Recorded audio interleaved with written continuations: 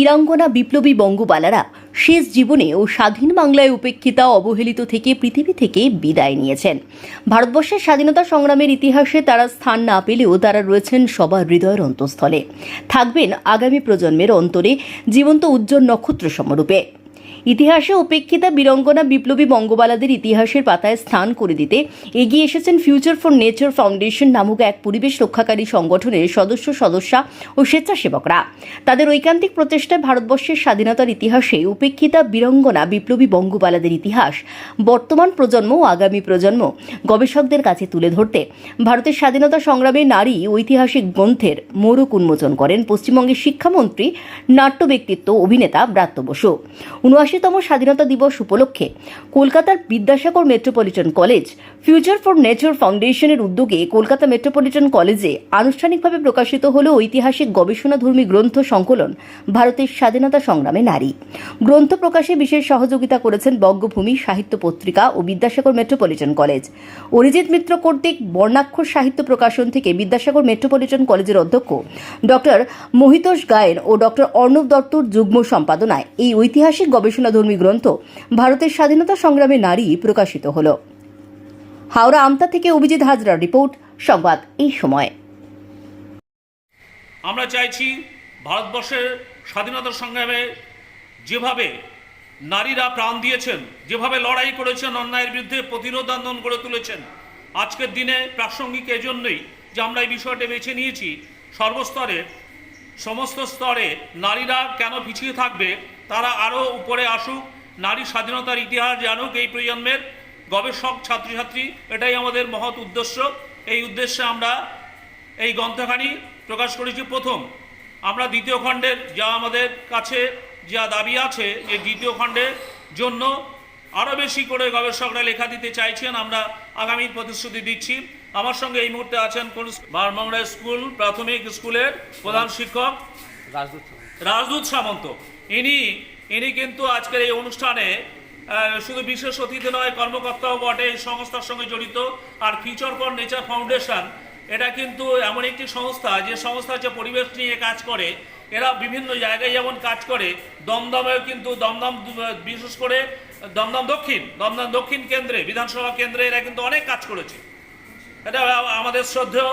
আমি এখানে পরিচয় দেওয়া হচ্ছে, যেহেতু ঐক্যবার সহসভাপতি রাজ্যের, সেহেতু আমি বলবই যে আমার সভাপতি শ্রদ্ধেয় ব্রাত্য বসু, তাঁর এলাকাও কিন্তু এই নেচার ফর ফিউচার ফাউন্ডেশন এরা কিন্তু কাজ করে, প্রকৃতি নিয়ে কাজ করে, পরিবেশ নিয়ে মিউনিসিপ্যালিটির আন্ডারে করেছে এবং এরা শুধু ওই জায়গায় নয়, বিভিন্ন জায়গায় করে চলেছে। আমাদের উদ্দেশ্য সাহিত্যের সাথে সাথে, সাহিত্য চেতনার সাথে সাথে, সাহিত্য বিকাশের সাথে সাথে, সৃজনের সাথে সাথে সামাজিক কল্যাণকর কাজে নিজেদেরকে নিযুক্ত রাখা। এবং যেখানেই আমার এখানে আহ্বান ডাকে, এখানে কোনো নেই, এখানে জাতপাত বা বর্ণ, ধর্ম, জাতি এবং রাজনীতির কোনো নেই, রাজনীতির ঊর্ধ্বে উঠে।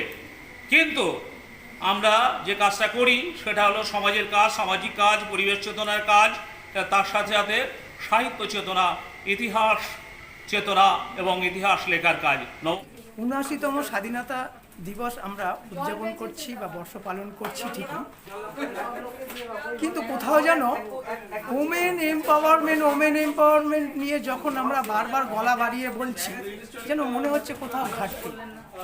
আমরা টিভিতে চোখ রাখলে এবং পরিবেশে একটু খেয়াল রাখলেই দেখতে পাই কোথাও নারী ধর্ষিতা হচ্ছে, কোথাও লাঞ্ছিতা হচ্ছে, কোথাও যেন তাদেরকে অপ্রীতিকর কার্য করতে কিছু মানুষ সক্ষম হচ্ছে।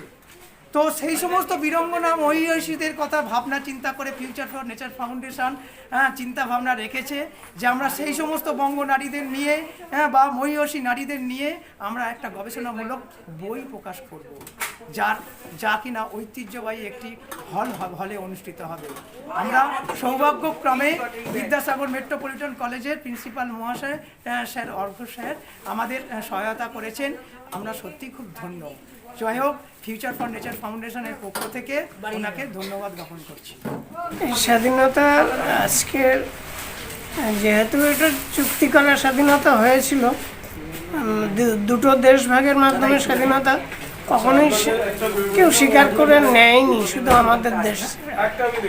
কারণ অখণ্ড যে স্বাধীনতা, সেইটাই হয়তো সব থেকে ভালো ছিল, হয়নি বলা যায় ঠিক না। তবে এদেশে স্বাধীনতা নারীদের ক্ষেত্রে কিন্তু বিদ্যাসাগর ছাড়া অসম্ভব ছিল। বিদ্যাসাগর না আসলে ভারতবর্ষে নারী স্বাধীনতা আদৌ আসতো কি না সন্দেহ আছে। বিদ্যাসাগর এবং রামজয় তর্কলঙ্কার নদিয়ার একজন ভদ্রলোক দুজন মিলে নারী স্বাধীনতার বিষয়ে এবং এখানে সাহায্য করেছিলেন বেতুন সাহেব এবং তারপরে আরও কয়েকজন ব্রিটিশ নারী এবং পরবর্তীতে ভগিনী নিবেদিতা। এই নারীদের পর্দানসীন অবস্থাতে থাকতে হয়েছিল দীর্ঘকাল, প্রায় 750 বছর ধরে নারী পর্দানসীন ছিল। 1820 খ্রিস্টাব্দে যখন বিদ্যাসাগর জন্মালেন তার 25 বছর পরে তিনি নারীদের মুক্তির জন্য লড়াই করে গেলেন। তার আগে লড়াইটা করেছিলেন রাজা রামমোহন রায়, তিনি সতীদাহ প্রথাটা নিবারণ করে। কিন্তু বিদ্যাসাগর না আসলে এই বিধবা বিবাহ আইন প্রচলন এবং বাল্যবিবাহ, নারীদের বাল্যবিবাহটা তুলে দেওয়া, এই আইনটা পাস হতো না। ফলে বিদ্যাসাগরই মূল প্রাণকেন্দ্র, যেটা আজকের অধিকাংশ নারী তারা স্বাধীন হয়েছে বলে মনে করে, কিন্তু তা সত্ত্বেও বিদ্যাসাগরকে হয়তো খুব একটা বেশি মানতে পারে বা পারে না। কিন্তু যখন বিদ্যাসাগরের মূর্তি এখানে ভাঙা হয়েছিল কলকাতাতে, তখন কিন্তু সেই নারীদের মধ্য থেকে কতজনের যে প্রতিবাদ এসেছিল তা আমার জানা নেই, কিন্তু সংখ্যায় খুবই কম। সুতরাং মূল বিষয়টা হলো নারী যে পর্দানসীন অবস্থার বাইরে বেরিয়ে এসে লড়াই করার যে মনোবৃত্তি পেল, তার পিছনে মূল অবদান আমাদের বিদ্যাসাগরের। আসলে বর্তমান যুগ খুব দ্রুত হারে পরিবর্তিত হচ্ছে।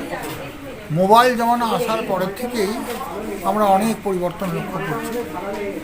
তবে পাশাপাশি কিছু কিছু যুব সম্প্রদায় ঠিলে উঠে আসছে সমাজকে ধরবার জন্য, এটাও একটা ভালো লক্ষ্য।